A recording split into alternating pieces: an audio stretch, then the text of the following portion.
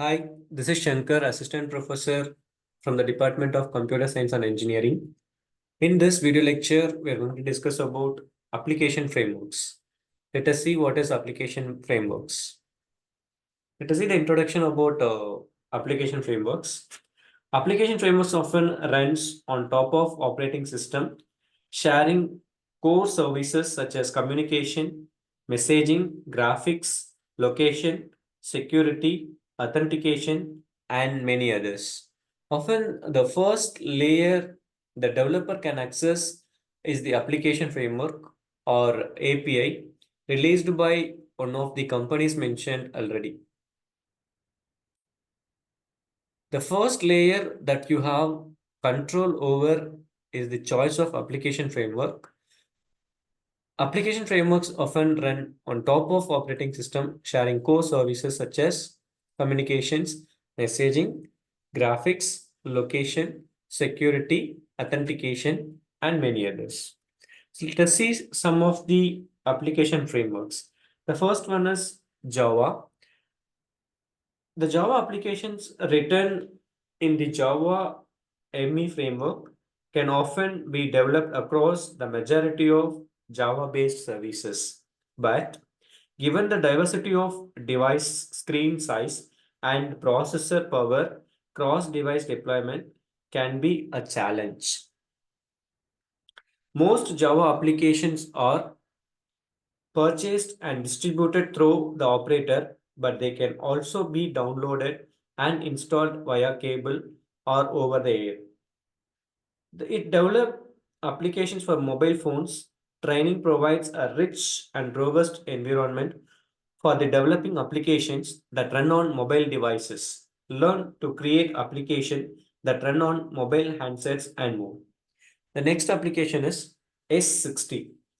The S60 platform, formerly known as Series 60, is the application platform for devices that run the Symbian OS. S60 is often associated with Nokia devices. Nokia owns the platform, but it also runs on several Nokia devices. S60 is an open source framework. S60 applications can be created in Java, the Symbian C++ framework, or even Flashlight. The next one is BREW. Applications written in the BREW application frameworks can be deployed across the majority of BREW based devices with slightly less cross-device adoption than other frameworks. However, this application must go through a costly and timely certification process and can be distributed only through an operator. The next application is Flashlight. Adobe Flashlight is an application framework that uses the Flashlight and ActionScript frameworks to create vector-based application. Flashlight applications can be run within the Flashlight player, which is available in a handful of devices around the world. Flashlight is a promising and powerful platform, but there has been some difficulty getting it on devices. A distribution service for applications written in Flashlight is long overdue. The next application is Windows Mobile. Applications written using the Win32 API can be deployed across the majority of Windows mobile-based devices. Like Java, Windows mobile applications can be downloaded and installed over the air or loaded via a cable-connected computer. The next one is Cocoa Touch. It is the API used to create native applications for the iPhone and iPad. Cocoa Touch applications must be submitted and certified by Apple before being included in the App Store. Once in the App Store, applications can be purchased, downloaded, or installed over the air or via a cable connected computer. The next application is Android SDK. It allows developers to create native applications for any devices that runs the Android platform. By using the Android SDK, Developers can write applications in C or C++ or use a Java virtual machine included in the OS that allows the creation of applications with Java, which is more common in the mobile ecosystems.